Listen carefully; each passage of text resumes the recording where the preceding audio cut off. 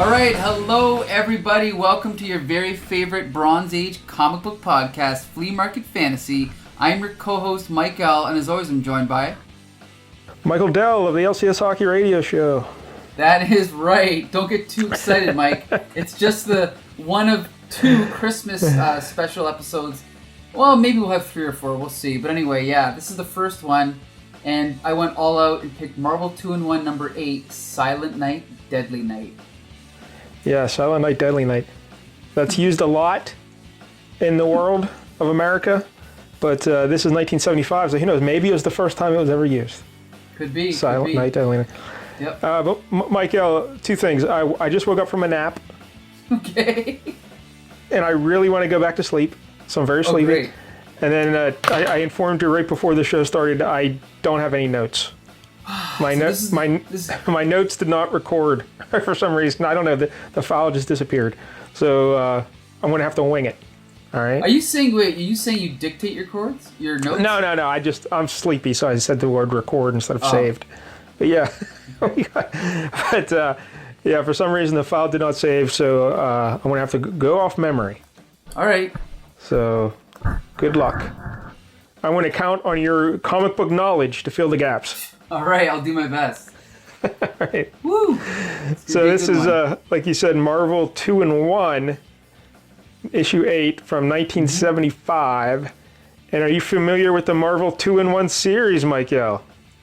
Not overly familiar, but because of Quasar Chronology, I have read a handful of issues. Yep.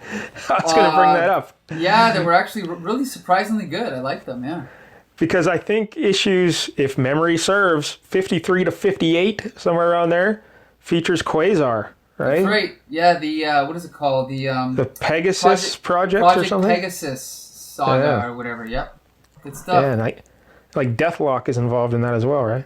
That's right. And Wundar and Black Goliath. Good stuff. Wundar is mentioned in this issue. I have no idea who he is. Who in the blue hell is Wundar, Michael? Can you... I don't know much about him, but I think he's supposed to be a Christ-like figure, and that's all I really know about him.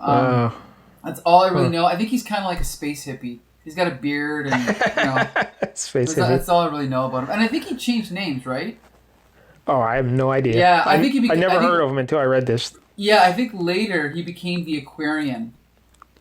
Oh, that's right. Yeah, I did read that actually. Yeah. Yep, the Aquarian. I'm an Aquarius, by the way, Michael. Oh, really? I'm Cancer the Crab.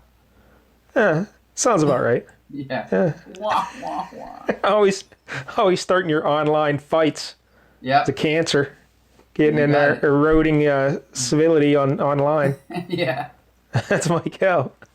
But, so Marvel 2-in-1, it actually started, it has its roots in the Marvel series Marvel Feature. Issues 11 and 12. Which were the final 2 issues of that series, because they had the idea, hey, let's put Thing into a title, and then let's team them up with the random heroes. And they did that in issue 11 and 12 of Marvel Feature. And then that series ended, but they liked what they did there with the Thing. So like, all right, well, let's just start Marvel 2-in-1. So that's the gimmick, Miguel. Every issue, it's the Thing of the Fantastic Four teamed up with a different hero. Sounds like a good idea to me. Now, why did they have this and Marvel team up? Like, isn't this the same thing? Yes, but one is with Spider-Man, one is with the Thing. Yeah, I guess. So this series ran for 100 issues, and it was always, like we said, Thing was somebody else. And then after that ended, it ran from I think 74 to 83. 1974 to 1983. And then when that series ended, they gave Thing his own book. His solo series. That's right. It lasted, 30 issues? Something like that, yeah. Mm-hmm.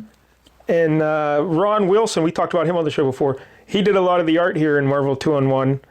I don't know the exact number of issues, but he did a bunch of them. He didn't do the one we're talking about today. No. But Ron Wilson became synonymous then with the Thing, because then he did his regular series, and he's known for drawing the Thing. Now, do you think solid artist? Do you think the Thing is basically just Jack Kirby?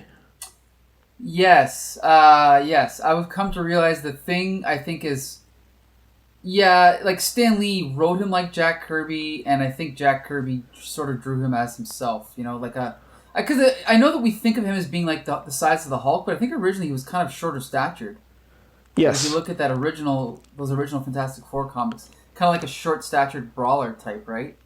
And like yeah, just like his attitude, and he always comes from like Yancey Street, you know. Right. And it just seems like, oh yeah, this is Jack Kirby as a right, character. And always smoking a stogie, right? Yep. Yeah. So all right. Sure. I'm trying to think what else about Marvel 2-in-1. I don't know. That might be about it. I don't have notes, Michael. Well, here's the thing: I was surprised to learn that Steve Gerber, our buddy Steve Gerber, wrote the first, I think it was 9 issues, which means I got to at least read those, right? But then Nope. Not after you read issue 8. You do not have to read any of those. those. Oh, yes, I do. And then I was like, okay, well, maybe I'll stop at number 9. But then I read that the next issue is by Chris Claremont, so I think I'm going to keep going. Oh, you know? Wow. Huh. That's strong. All right, so yeah, in this issue we get The Thing and Ghost Rider. Yeah. Ghost Rider. And our story is set on Christmas Eve, 1974. Right. Just, about a month and a half before I entered the world. Okay. Oh, that's right. Yep. February 75. The world changed forever. Should we talk about Ghost Rider? I mean, I know we've already reviewed a Ghost Rider comic, but this is kind of like, this is early days Ghost Rider, right? Like this is again Steve Gerber, and he was still, like, they hadn't introduced Mephisto into the mythos yet, so he was still directly... Well, I guess technically they kind of did introduce Mephisto, because if in this issue he makes reference to a stranger helping him out, and it turns out that stranger is eventually revealed to be Mephisto. Well, but what I mean is in these early stories, it was like when he interacted with the devil, it was not Mephisto, it was the actual devil, like Satan. Correct. So, it's the more innocent days of the early 70s, the early to mid 70s. Well, is it really more innocent when he's dealing directly with Satan? Maybe it's not more innocent. Maybe it's more. I guess it's more risque. Like at a strange time. Like they actually mentioned drug use in here, right? Like there's a casual reference to like weed or something. Drama through weed. Yeah, we'll get Loco to that. Yeah. Weed. Right. Loco weed. Yeah. Like I think they went through a period in the 80s and 90s where they were a lot more prudish about references to drugs and stuff like that. Yeah, because this is, like we said, Christmas Eve 74, and that comics code just got revamped in, 71? So something like that, yeah. Yeah. So they're enjoying that freedom. Enjoying that freedom. The thing that confused me about Ghost Rider in this issue is, maybe we'll say, but now we'll just talk about it right now. Thing sees him, and he's like, hey, aren't you Johnny Blaze, that motorcycle guy? And he doesn't think it's anything weird that he has a flaming skull. Right, Like, he just says it's his helmet. Well, see, this is the other thing that confused me with this. Now, I've read a handful of Ghost Rider comics, but I don't understand. When he's Ghost Rider, I thought he was like a different being. Like I thought he was the spirit of vengeance. In this story, it's like he thinks like Johnny Blaze. Like I didn't realize that. I didn't realize he kept his consciousness. So because in that issue we read of Ghost Rider, it's early on in Flea Market Fantasy. I think it was who's the fellow that J.M. DeMatteis. Yeah, he was the writer, and your buddy Bob Budiansky was the artist, right? That's right. Yep. And in that issue, when he was Ghost Rider, he was Ghost Rider, and there'd be like pings of like Johnny Blaze's consciousness in there, like trying to come out, but he would be and then when he was Johnny Blaze, he was Johnny Blaze, and then Ghost Rider would take over. Exactly. So I guess I just didn't realize that he developed along the way. Yeah, I don't know. Who cares? It's Ghost Rider. Come on. Ghost Rider's a great character. Yeah, Evil Knievel with a flaming skull. And so this issue here, it's written by, you said, Steve Gerber, drawn by Sal Buscema.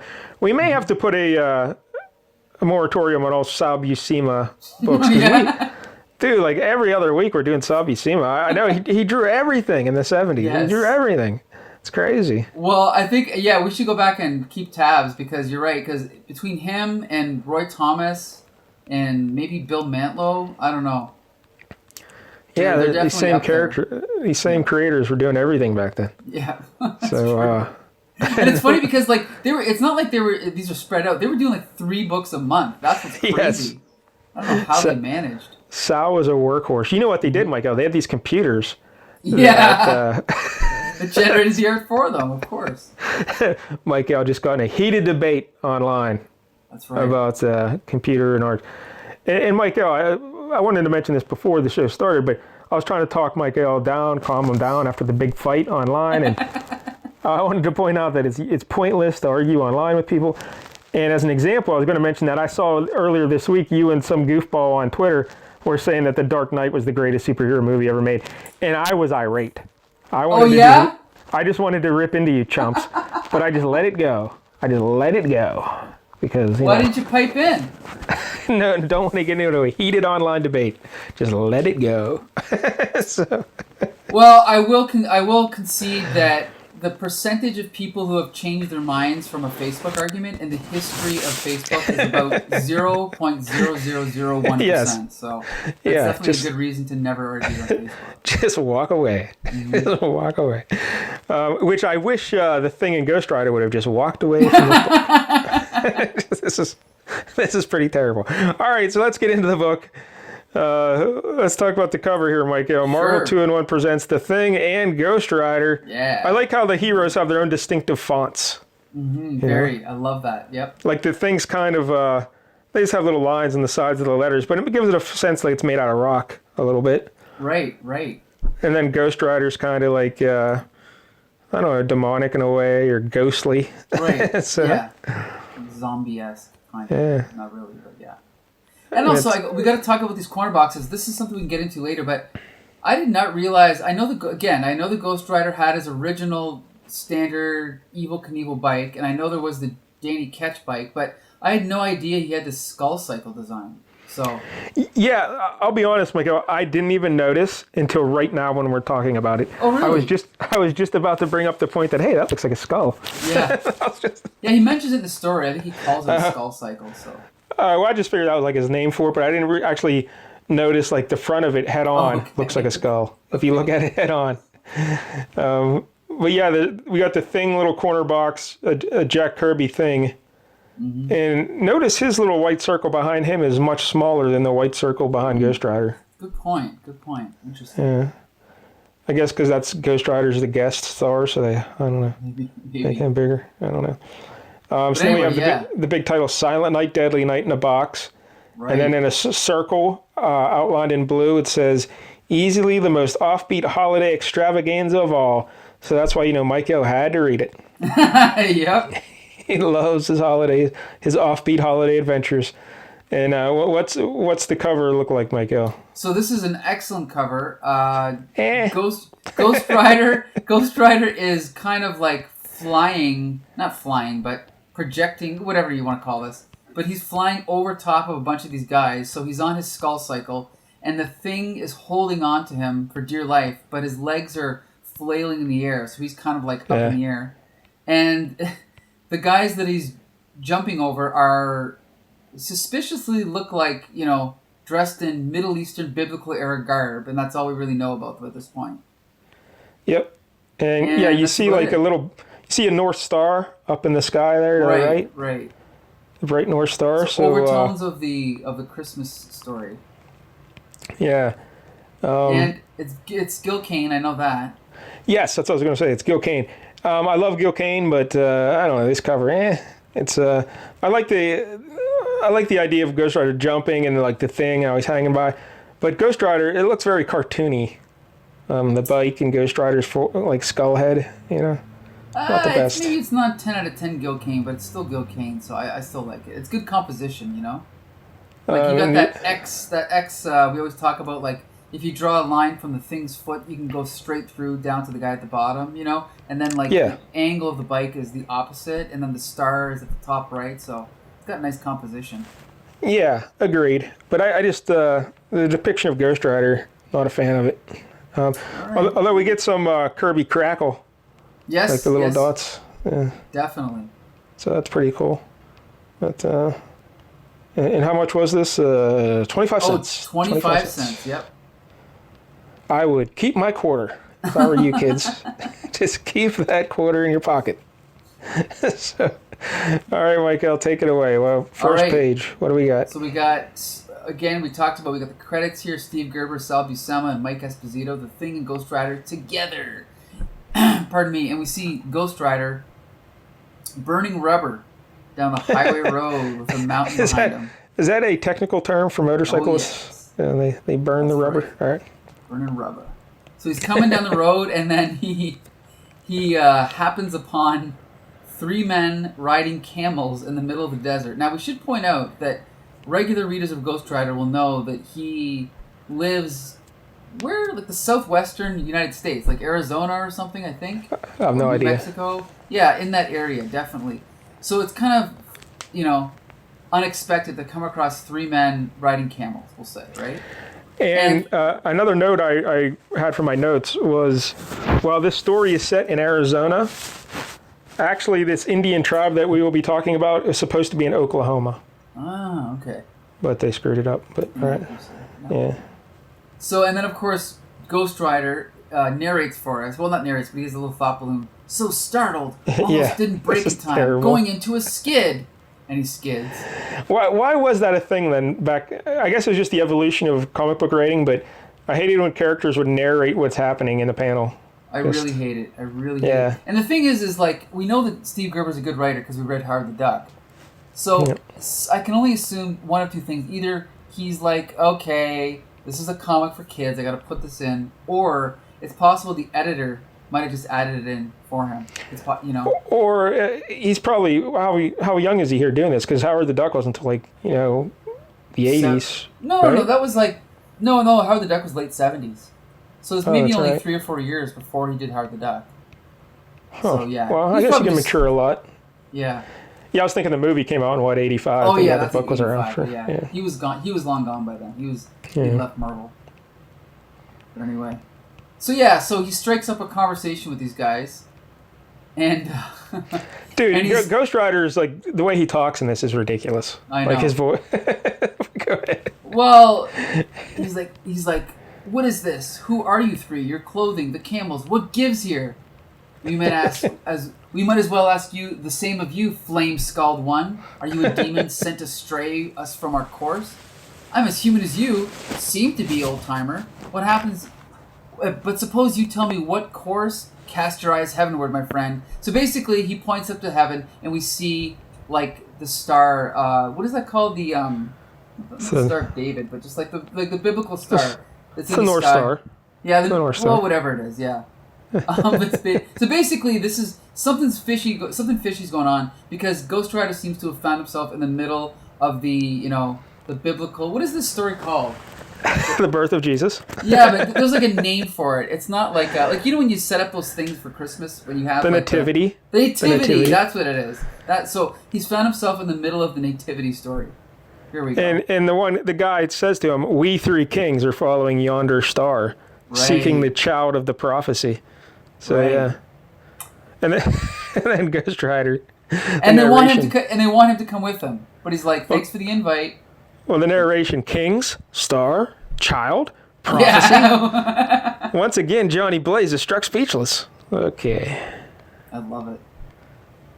And he's like, "No thanks." He's like, "But I don't think your ships of the desert can keep up with what I'm riding, and I'm a mite too impatient to lope along with you fellers. So catch you later, man." You fellers. This guy is hip. Yeah, he's not going to go with them. He's going to go ahead of them to steal their thunder. He's like, I want to find out before you guys, because you're on camels, suckers. And he just takes off. Right. What a creep. And with that, we cut over to the star of our book, The Thing, who's in the Baxter Building, the headquarters of the Fantastic Four. And it's Christmas Eve, and Mr. Fantastic is using this opportunity to investigate a star, again, the same star that he's discovered, and the Thing is helping him install this like giant telescope, this super duper telescope that's going to help him study the star. And basically, let me just cut in here, Michael, because you've read a lot of Fantastic Four. Quite a bit, right? Yep. So in all those early issues, I have the impression that this scene of Reed wanting to investigate something and putting together a big machine, and the thing carrying something heavy happened in like every issue. Pretty much, yes. Yeah. It seems like this was the go-to. See, it's a great way for, again, a kid, if this is your first FF comic, you go, oh, so the thing is strong, and Mr. Fantastic can stretch. Perfect. That's all I need to know, right? And then you also learn that Mr. Fantastic doesn't give a damn about his family, right, his wife or his kid. Right. It's Christmas Eve. Yep. He's like, screw the family. I got to look at this star in this guy. I love it. Shorthand characterization. And then we are introduced to Alicia Masters, his blind girlfriend, right? Yeah, she's looking sexy here. Yeah, she's looking good. She's looking sexier than usual, that's for sure, right? But, yeah, things that mad at Reed. He's like, it's Christmas Eve. Why don't you quit being like an egghead and come down and celebrate Christmas Eve with your wife and child? Right. And he's like, nope, I got to look at this star. Mm-hmm. So then Alicia's like, hey, let's go. We're going to light up the Christmas tree. And he's like, but you're blind. You can't even see the Christmas tree. What a dick, eh? Thanks, honey. Way to rub it in. Yeah. Yes. Yeah. Thanks for reminding me I'm blind. Yeah. And then we're introduced to the rest of the family. So we see Johnny Storm and Medusa. Yes. These are some of the other notes I had, Michael. Medusa was part of the team at this point. Right. Because apparently Reed and Sue got into a fight. And Sue decided to leave the team. Mm-hmm. And Medusa came in and took her place. What were they fighting about, Michael? Do you know? Oh, I have no idea. I didn't read that issue. Yeah, she was only gone for a couple of issues or something. But then Medusa stayed on as part of the team. And then Sue would eventually come back. But so Medusa of the Inhumans is part of the team here. And then we see Wundar. That's him on the ground playing with blocks with the kid because apparently he is the intelligence of a child. And Wundar, the 22-year-old orphan from outer space with the mind of an infant. Right. And he's playing with Franklin Richards. We also have Namorita, cousin of the Submariner. Mm-hmm. Don't no idea who she is. But the other thing about this I had in my notes, if you notice, Johnny Storm is wearing a red and yellow outfit. That's right. Now, do you know anything about this? As far as I know, I believe that was in tribute to the Golden Age Human Torch, right? That is correct. That is correct. And I forget, like I had the exact issues of when he wore it and everything, but he eventually, of course, went back to the blue and black outfit. But how do you feel about Human Torch in red and yellow? Well, I don't mind it at all. I mean, you know, it's cool. I mind it. You mind it? I think it's cool that Yeah. it fits with his powers, but I'd rather see them all in a uniform. But why is that what you're thinking? Yeah, I'd rather see them all in the blue. Okay. But look, here's Johnny Storm standing beneath the mistletoe. So Medusa gives him a kiss on the cheek. But now Black Bolt's going to be pissed now. Like he's going to come in here and kill Johnny Storm. Maybe, yeah. Come on, Black Bolt. I'd love to see it. Johnny Storm's just a punk, right? He's okay. I don't mind. I think he's funny. All right. I'm going to get on to an online fight about it. Hold on. Oh, yeah. That's a good way to spend your time. So they're going to go look at the tree get lit up. And Namorita, or whatever her name is. Are you aware of this Namorita existed? Oh, yeah. In fact, she's even been mentioned on Flea Market Fantasy. I don't remember what episode, but somehow she came up because I remember mentioning her. She's like... She wasn't an Alpha Flight, was she? Was she what? No, that was... You think of the Green Woman? Yeah. That's, I don't remember her name, but no, that's a completely different character. Namorita, she's been around since... Oh, I guess she's only been around since 1972, but... Yeah, she's been around a while. She was in the New Warriors in the 90s. Okay. I don't know. I just always know who she is, so...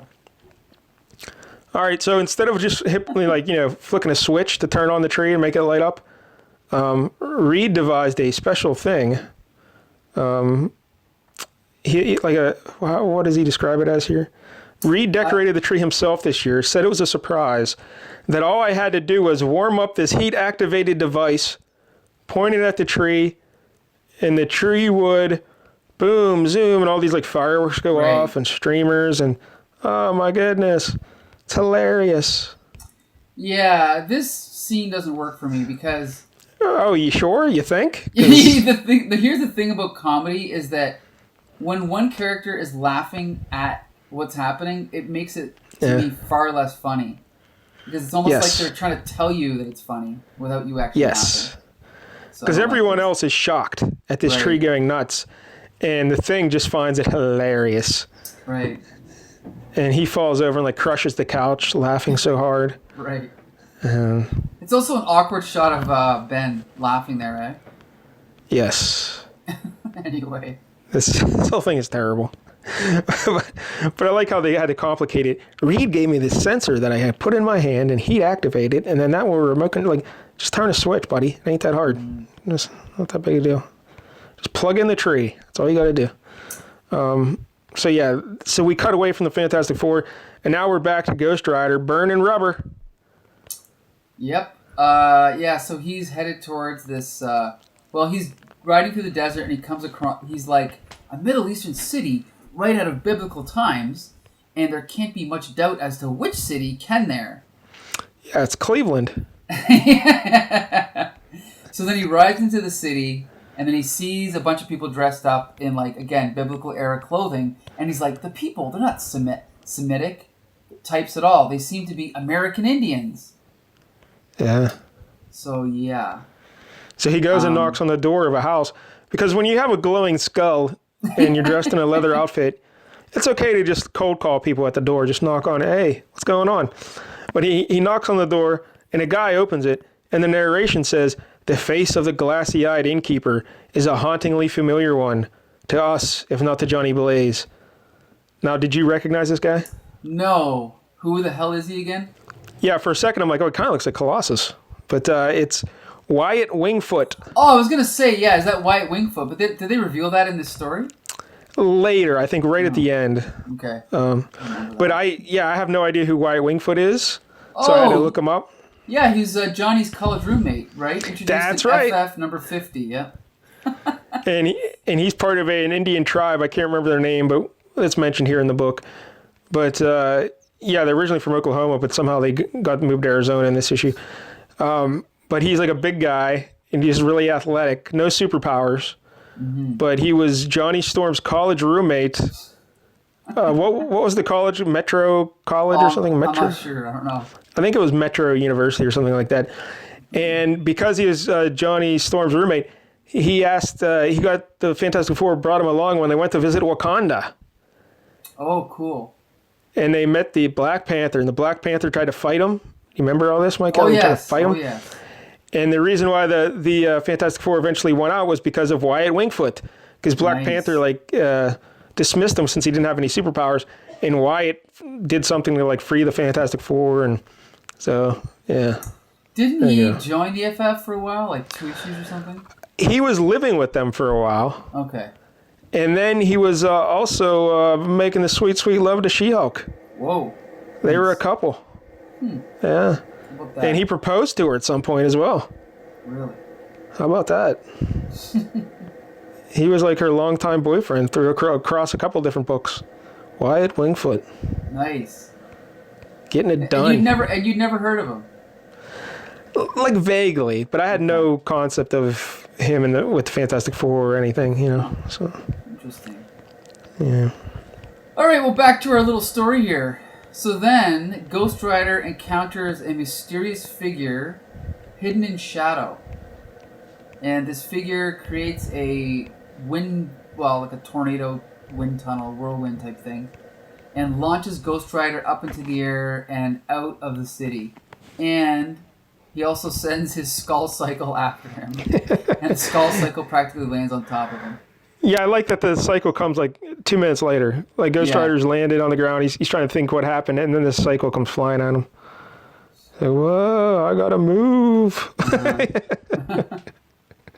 So now the mystery deepens, right? So now, as a reader, we are wrapped up in this story. I love it.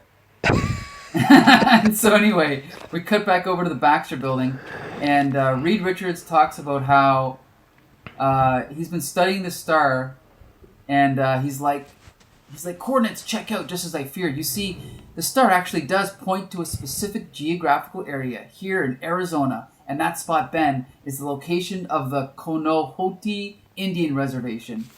Wyatt Wingfoot's tribe. I don't get it. So obviously now Reed wants to investigate the mystery, but Thing is like, no, you got to stay here with your family. I'm going to go investigate because I'm the star of this book, right?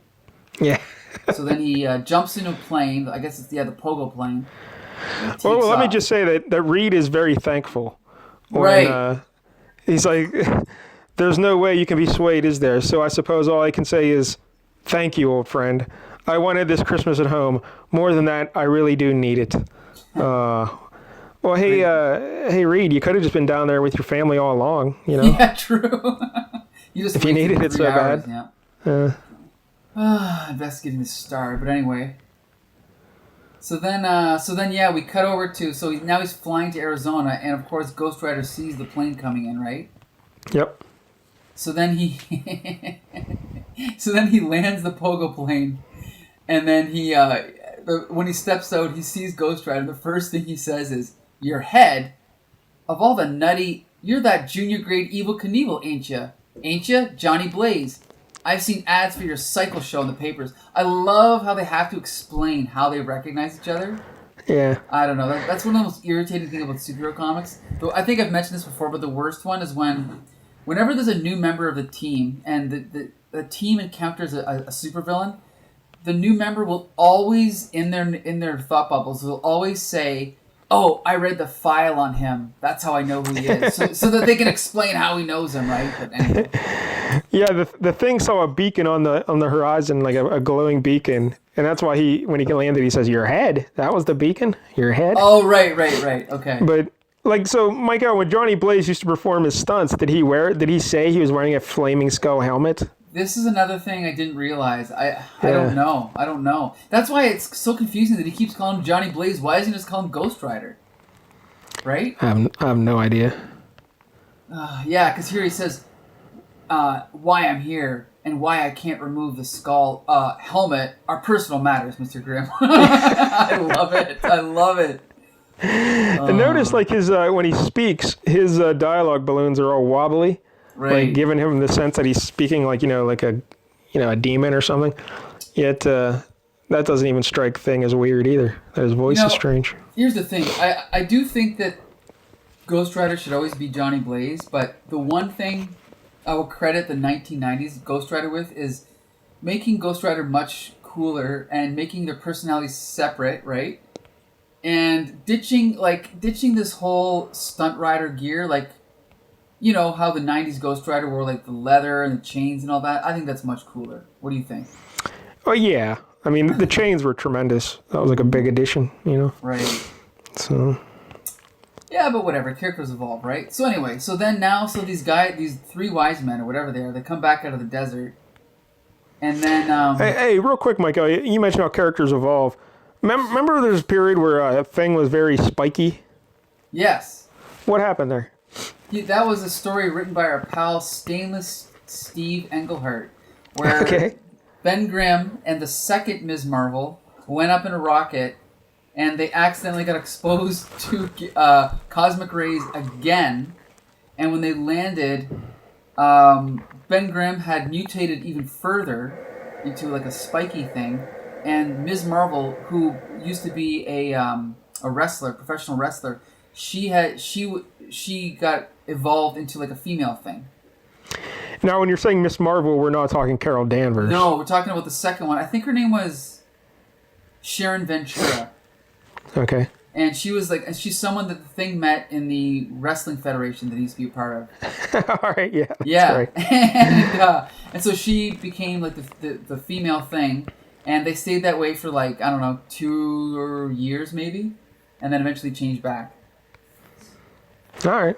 Well, thanks for that. Because, all right, just wondering. All right, so, Ghost Rider points out the three wise men to the Thing, the three dudes on the camels, and he says, what's going on?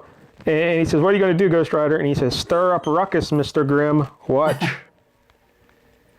Yeah, so then he, like, fires, like, a fireball at them, and, like, envelops them in flame, kind of. Yeah, he circles them in fire, like a ring of fire. And again, Thing thinks this is nothing suspicious at all. It's just that motorcycle guy, stunt rider, throwing a ring of fire around three dudes on camels. See, again, and this is what's confusing, because in his head, he's like, a simple circle of fire around them ought to do the job.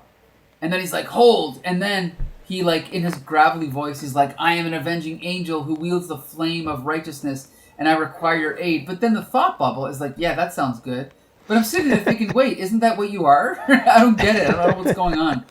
Confusing. So then, okay, this is the best part of the book, where the Thing and the Ghost Rider disguise themselves as wise men, and Ghost Rider just wears like a freaking, like a, what is this called? Like a, not a robe, I don't know. but like whatever. Yeah, it is. they're in robes and like hats with like the not a veil, but like the sides of it are, there's cloth on the sides, so it's just his face sticking out.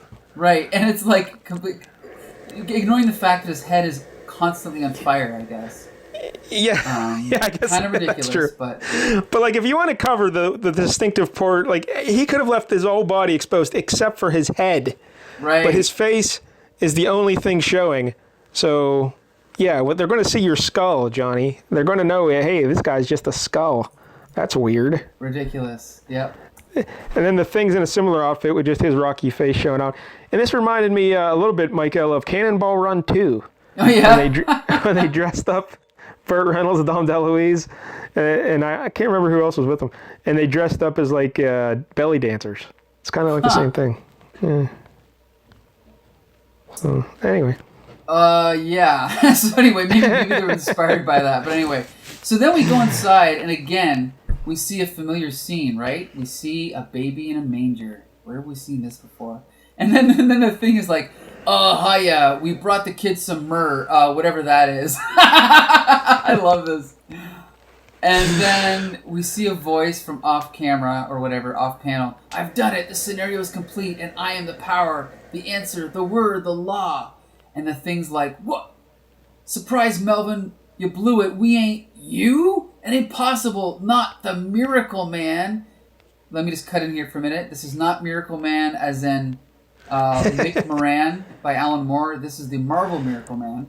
Yeah, this is the better Miracle Man. Oh, please. This is ridiculous, this guy. He basically can just do anything. I had never heard of the Miracle Man, Michael. I had no idea who he was. I guess his first appearance was issue 3 of the Fantastic Four. Right. And he is created by Lee and Kirby. And is this the worst superhero costume ever? Yeah, but I think he had another one. I think so. A better one than this, anyway. But in this issue, he's just basically a black silhouette with his head exposed, and then he's wearing a blue cape.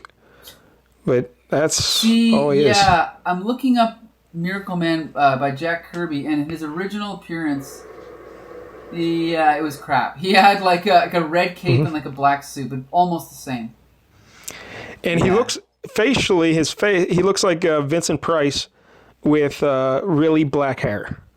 Actually, you know what? I'm going to get more obscure. I think he looks like John Carradine from, like, one of the actors who replaced Bela Lugosi as Dracula. I think that's what they were going for.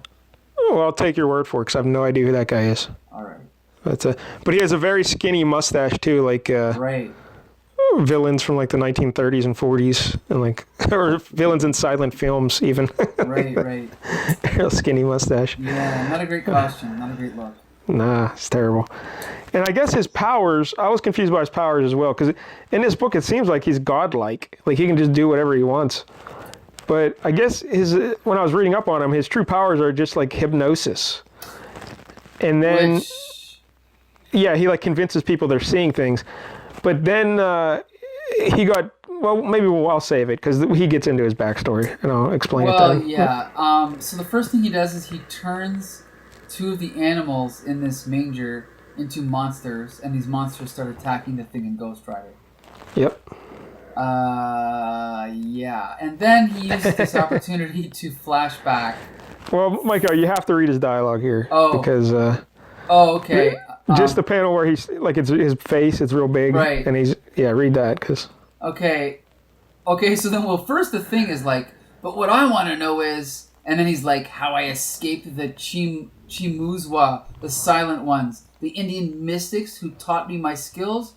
Why should I tell you? Who are you to know? I despise you. You are dirt, filth. I hate you. I loathe you. And for that reason, I must tell you. It's like, wait, what? Yeah. But yeah, I'm so saving the last that time image. Fantastic... Oh, I'm sorry, Mike, I'm saving that image to my computer under the title Great Dialogue. Go ahead. Anyway. Yeah, you got to tweet that out later. Yeah. Start a fight about that. Yeah, there you go. But there was the last time the Fantastic Four fought him, because he first appeared in issue 3, but then they fought him again in like issue 130 something or other. Right. And they entrusted him into these Indian mystics who took him as a prisoner and took him into like a different realm, an alternative realm. And they thought they could reform him and teach him the correct way to, go about, life and being a good person. But instead, he studied their mystical arts, and I guess that ramped up his powers. And then he beat up those Indian mystic guys and escaped. Yeah. And those Indian mystic guys are the ones that he turned into the 3 wise men in this scenario that he created. So that's how I guess he got his other powers. Because in this book, he's like shooting laser beams out of his hands and stuff. And right. So, I don't know. Yeah. But I just love that. I hate you, so I must tell you. I know, that was great. Yeah. And then once he's done his flashback, it cuts back, and he's like, and then you dull-witted earthbound lice. You loathsome, maggot-brained, dirt-eating worms. You ruined it. Made a shamble of the perfection I created. This guy's great.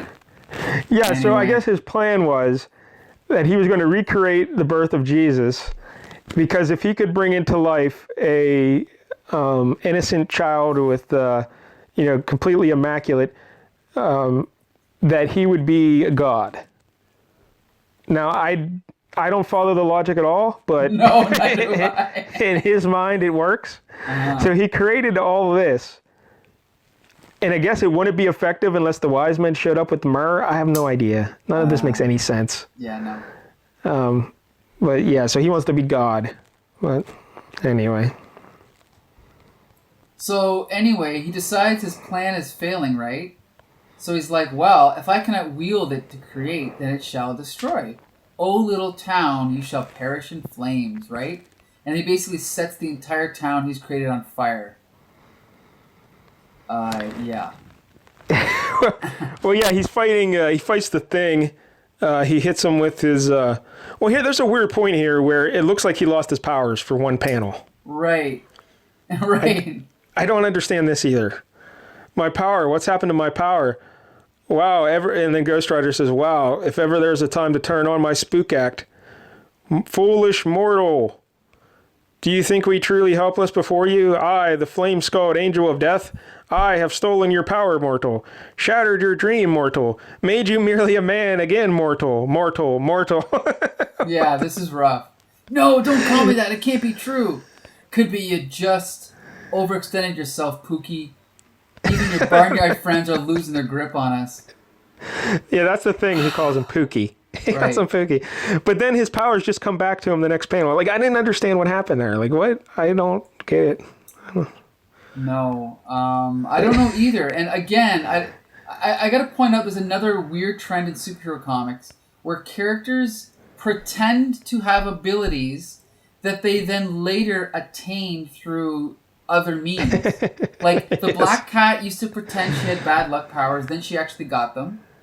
Right? Like, there's all these superheroes, like, I can't think of any other ones right now, but I should make a list of characters that, like, oh yeah, well, their superpowers used to be part of their suit, but then they got chemicals spilled on them, and they gained those exact powers, and so now they're just part of them. You know what I mean? Like, it makes no sense. Well, Michael, anyway, I have decided that from this point on, my superpower is that I am incredibly attracted to European supermodels. Oh, yeah? And I'll let you know how that goes. All right. Yeah, so back to this. So he's burning the city down. And meanwhile... Yeah, and he's burning the city down by, like, just walking through it, shooting it with laser beams, setting it on fire. He's burning Bethlehem. And he's like, burn, burn, burn. And this has to take a long time because he's just walking. And then they even show him walking up to, like, a mountain ridge overlooking the city. Away. And he's admiring his work. So that had to take a good bit. Yet still, Ghost Rider and Thing are still hanging out in that barn with Jesus and Mary and Joseph. And right. Well, but then Mary, Joseph, and baby Jesus, they didn't have the sense to leave the burning barn. They stood there that entire time. That's true, until someone told them to hurry and leave, yeah. Yes. But then also, the monsters start disappearing, right? Because maybe yes. they weren't even ever there. I don't know. I have no idea. Yeah, I have no idea why they just disappeared. Because Ghost Rider, in all his, even though he's this demonic, God's angel of vengeance or whatever, he can't beat up a horned monster. Come on, let's go. So anyway, then Ghost Rider and Thing, they get everybody out, then they run back. Now I guess they're like a mile away already, and they're confronting Miracle Man. Yeah. Well, Thing's confronting him. Ghost Rider stays behind to get all the people out of Bethlehem. Okay. Because he tells the Thing the fire won't hurt me. I have a hunch. Right. Doesn't he say that? I can't explain, but I'm certain the flames won't harm me. Right. Okay, pal, if you say so, but you better not be shucking me. And then we get an exchange that I tweeted out recently. Next year, my time will come again. For now, this is victory enough, even for a Miracle Man. The Thing. Fella, you're going to look more like Miracle Margarine when I get done with you. I love that. And then, of course, Miracle Man just punches him in the face and he just goes flying back. I love it. Yeah, because he says, "Fool, you should have warned me. You should not have warned me of your attack. Or had you forgotten, I can make myself your equal in strength." I've forgotten that because I didn't know you could do that. Right, I mean, when I read about his powers, there's never any mention of that. All right. And then we get a classic Thing winds up and punches Miracle Man and he goes flying and like this is a Kirby thing. Well, Mike, first he throws sand in his eyes. Oh, right. So here's sand in your eye, yep. And then he winds up. Oh, yeah, and then wait. And then he's like, don't bother trying to wipe the gunk from your face, MM. I'm about to do it for you, see? And we see Miracle Man trying to like wipe the sand from his eyes. It's awesome. And then he's like, it's clobbering time. And he punches him and he knocks him right out of the panel. He's like, happy landings, chum. And then I love this. The narrations interacts with the dialogue, because then the next panel, the narration's like, alas, we shall never know whether 'twas happy or not, for Miracle Man is unconscious when his body meets the earth. I love that. That's great. So anyway, so then... The city of Bethlehem shimmers and glows, and then it turns back into the Indian reservation. Right. Oh, wow. Yeah. So then the Thing turns around, and they've all turned back into like traditional American Indian gear, right? Or the three wise men are now the Indian mystics. Right. And then so now they're all chatting it up. So they all turn back into like what they were, and then the Thing's like, weird. So the kid was the only one MM's creations that didn't vanish when he did. And then the woman's like, perhaps there is something special about the infant after all. He'd be made a ward of the tribe, Ben, and be looked well after. Sounds good to me, Wyatt. You're cutting out already, Skullface? Got you, Mr. Grimm. Now that this puzzle is sorted out, I've got some personal questions to wrestle with. Adios, folks. And then we get this, again, this is where now Ghost Rider's kind of explaining things, right? And then one of the Indians is like, something troubling you, Ben? He's like, I don't know. I can't figure why Miracle Man's blast didn't work on Blaze. And how come he was so sure the fire couldn't hurt him? And then the Ghost Rider... Maybe because he's on fire, yeah, Grimm. Maybe because his he's whole body's demon. on fire. Yeah, he's not just wearing a helmet. Ghost Rider's talking. You know what Grimm was wondering. I know what Grimm was wondering, but even I don't know the real answer. How do you know what he is wondering, Ghost Rider? Mere days ago, my life and soul were saved by a mysterious friend, and see that mysterious friend turns out to be Mephisto. So there you go. But yeah, so Ghost Rider. Did he help me tonight, or was it Satan acting in the knowledge that if I were killed while doing good, my soul would be lost to him forever? But either way, I'm alive, and it's Christmas. Perhaps the most important Christmas this century will ever know. All right, I have to agree. A couple questions here, Michael. First of all, what did Ghost Rider do exactly to save the day? He helped those 3 people out of a burning city. Yeah, he told 3 people to hurry out of a burning barn. That's like all he did. He did nothing. He was getting his ass handed to him by a horned demon for like the whole time. Did absolutely nothing. And that's why this is the most important Christmas this century will ever know. And then the other thing I want to point out, Michael, is this little baby that Miracle Man brought into existence somehow. He immaculately conceived this baby. And Wyatt Wingfoot and his tribe are going to raise this baby. Now, do you know who that baby turns out to be? No, who? Me. Okay. Wow, I had no idea. Huh. Yeah. Something new every day. That's crazy. Well, yeah, I wonder if they ever did anything with that baby, because that's pretty weird. A baby just conjured out of thin air, and they're going to raise him as their child, and I don't know. It is a bit weird, yeah. It would be nice to revisit that character and find out what happened to him, right? Yes. He lived a normal life in Greensburg, Pennsylvania. Yeah. Full of sadness and regret. So... And I should point out, it says next issue kung fu action as you've never seen it before and may never want to again. Well, that's not a selling point. I mean, that makes you say. It is one of the most requested team-up sagas of all. Join us in 60 days from now and witness The Thing and Iron Fist. Wow, 60 days. You gotta wait 2 months. Bi-monthly, yep. Yeah, I didn't even realize that. But that story was delayed, eh? Apparently. Yes, that's what I was going to point out. Yeah. So, yeah, it didn't come out until issue 25. Uh-huh. So you had to wait a long time. That shit was worth it, yeah. So there you go. Wow. Yep, Marvel Silent Night, Deadly Night. Well, this is just terrible, Michael. This is this is awful. It's definitely original, I think. It was so bad, I had to turn back to the cover to make sure it wasn't DC. Whoa! Whoa! Zing. But yeah, it's bad. Like we mentioned Gerber here, the writing is just goofy. Like none of it made any sense. I don't know. Yeah, there's here's the thing is I do give him props for like attempting to do something like this, but it's just so crazy and like it seems like either he didn't know quite. Well, no, because he was right. I was going to say he didn't really know the characters, but he was writing Ghost Rider at this point, so he knew the characters. So I don't really get his take on Ghost Rider, but I don't know. Or Miracle Man, because from everything I read, like none of these powers were his. Like I guess he just learned them from the Indian mystics, but I don't know, man. It just seemed like he's basically the Beyonder in this issue. Mm. He can do whatever he wants. I don't know. It's just strange. And the dialogue for Ghost Rider's terrible. I'll give you that, yep. The Miracle Man dialogue was so bad it was awesome, you know. Yes. But I don't know. Yeah. I don't know. I'm looking back to this issue and I don't know what to say about it. But I definitely had fun reading it. You know, it was definitely unexpected. Like, when you know what I mean? Unpredictable. Let's put it that way.